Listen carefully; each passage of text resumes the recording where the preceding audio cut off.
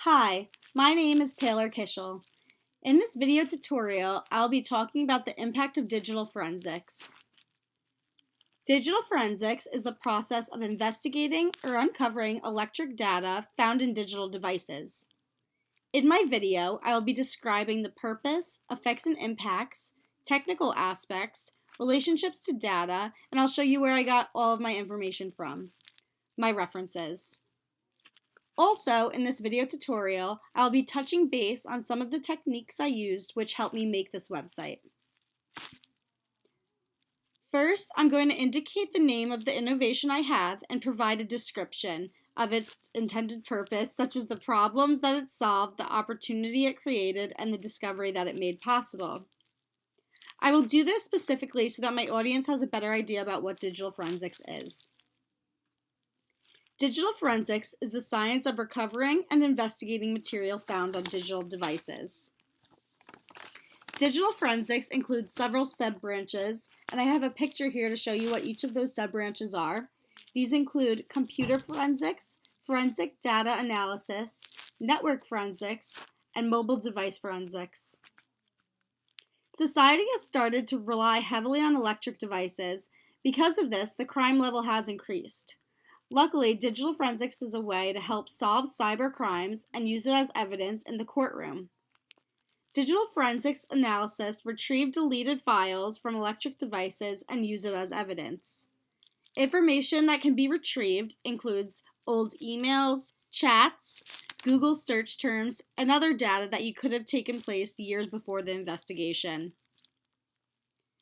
Below here is a video that I made to help my audience understand what digital forensics is and why we use it. To make this video, I used my cell phone.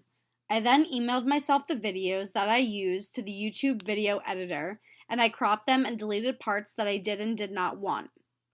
I got the music in the beginning also from the Camtasia YouTube will export editor, it. and that's where I published this video.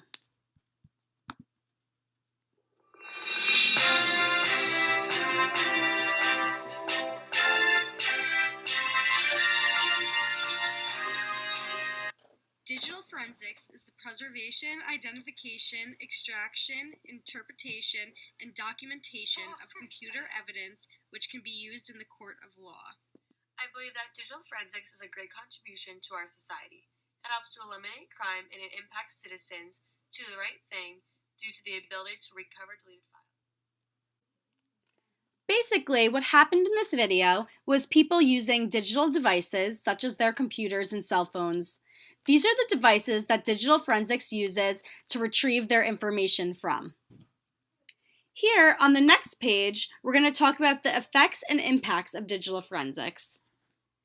This innovation has been very beneficial to our society. It has helped to retrieve deleted evidence during cases like theft of intellectual property, financial fraud, and cybercrime.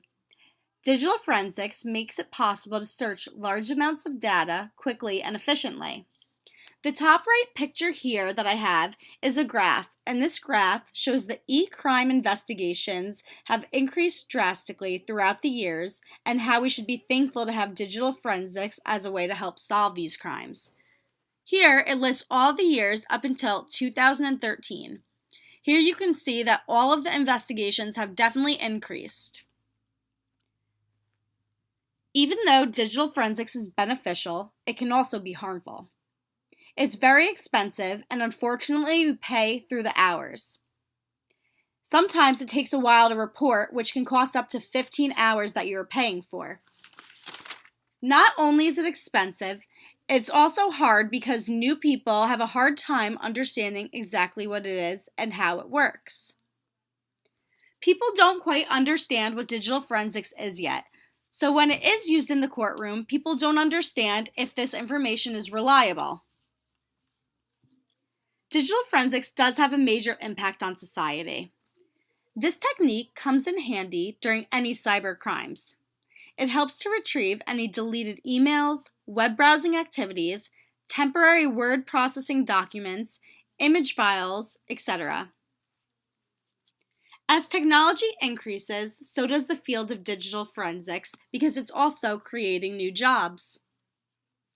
Society has realized how much of an impact digital forensics has on us.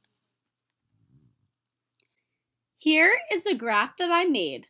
This graph shows how the public does think that digital forensics has had a large impact on society. I actually created this graph in Google Sheets. I entered in questions about digital forensics, and my classmates, as well as my outside friends, had answered them. All of this information actually went onto Google Sheets, and after receiving all of the information, Google Sheets helped me convert the information into a graph. So here's the graph, and as you can tell, it's based off of the scale from 0 to 5. 0 means that digital forensics has a low impact on society based on their opinions, and 5 means that it has a high impact. As you can tell, most people voted between a 3 to a little bit over a 4.5 range, meaning that the public mostly thinks that digital forensics does have a high impact on society. A field that digital forensics has impacted tremendously is the law. The justice system has been able to bring in evidence found by digital forensics into the courtroom to help prove cases. This new form of evidence helps prove if someone is guilty or not using this method. Cyber crimes happen daily, and we are lucky to have digital forensics to help limit and solve them. Here on the next page is technical aspects of digital forensics. I'm going to describe how a user interacts with digital forensics. First, there are 3 stages. These stages include imaging of exhibits, analysis, and reporting. Imaging is the capturing of an image on the digital device memory and creating a duplicate. Below here is a video that's very beneficial if you're interested in how digital forensics really works. I'll play a little tip from it. Upon the size of the forensic image. If you see right now, it is giving me elapsed time over here, and it is doing the indexing and filtering and analysis of the different contents of my. This picture right here shows a bunch of different electronic devices and them being looked at by an analysis to retrieve information. I believe that digital forensics involves both programming and algorithms. Certain programs are needed in order for the FBI and others working with digital forensics. Without these programs, digital forensics would not be able to track cybercrime and we would not have it today. Digital forensics incorporates algorithms because there are rules that we must be following when dealing with this innovation. As for digital forensics relationships to data, it takes hidden files and turns them into credible sources. There are 3 types of data that are focused on during recovery. These 3 types of data include active data, archival data, and latent data. A concern that people always have is about how safe their information is. People are always alarmed that the government or hackers may be hacking their files. It's not unheard of that people get their identity stolen, and it's a major concern of society today. Right here, I added a picture of someone's computer that's been hacked, which is exactly what society is worried about. Next, here is my reference page. Here on my reference page, it lists the year that the article or the website was published, the reference, the author, and which source it is. Showing right here, this would be my banner, and this would be my logo. Both of these were made on Pixlr, where I also made my animation, which you could find on the first page of my website. Pixlr is basically a site where you can crop and edit images, but I'll talk about that a little bit later. One of my favorite sites that I got all of my information from was Defiance College. I really actually liked this website because I didn't know much about digital forensics when I first got assigned this topic. So it actually helped me to learn a lot about it, a lot of background information and whatnot. It also helped me understand how analysts recover files and the process that they go through to retrieve the information when they were looking for. Also, the way that I built this website, I used HTML, and that's in my file manager here. This is where I went to my impacts page and I put in all the information for the impacts, etc. I also had a style sheet, which would be this right here, and I actually have it pulled up already.